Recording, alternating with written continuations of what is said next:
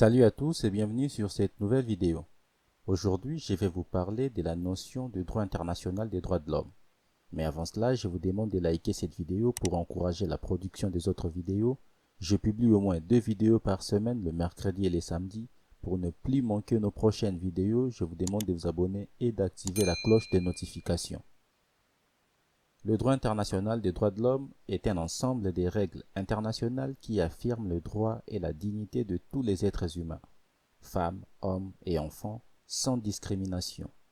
Il s'est constitué progressivement après l'adoption de la Déclaration universelle des droits de l'homme en 1948 et est aujourd'hui appuyé par plusieurs instruments universels et régionaux tels que le Pacte international relatif aux droits économiques, sociaux et culturels et le Pacte international sur le droit civil et politique.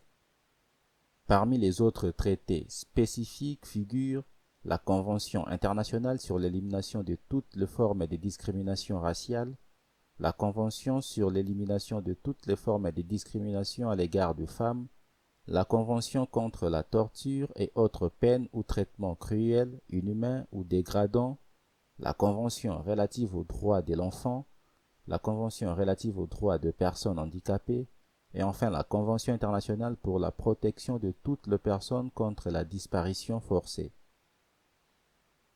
Selon les droits internationaux des droits de l'homme, les États signataires sont tenus de s'abstenir de faire obstacle à l'exercice de droits énoncés dans les instruments et doivent prendre des mesures positives pour protéger ces droits et les rétablir lorsqu'ils ont été violés. Par ailleurs, les États ont le devoir de veiller à ce que des acteurs non étatiques ne s'opposent pas à la réalisation de ce droit de la part de leurs ressortissants.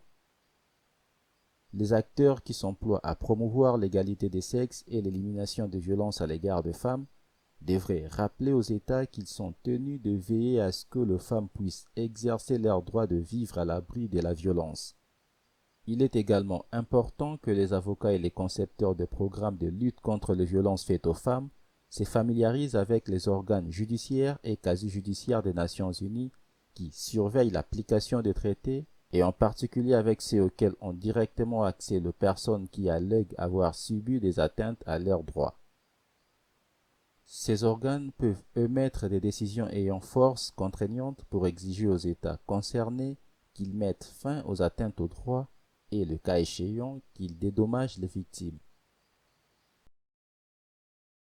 Merci d'avoir regardé cette vidéo jusqu'à la fin. Si vous avez le temps, je vous prie de suivre notre dernière vidéo en cliquant ici ou de suivre une vidéo aléatoire en cliquant ici. Veuillez vous abonner en cliquant ici et n'oubliez surtout pas d'activer la cloche de notification pour ne plus manquer nos prochaines publications.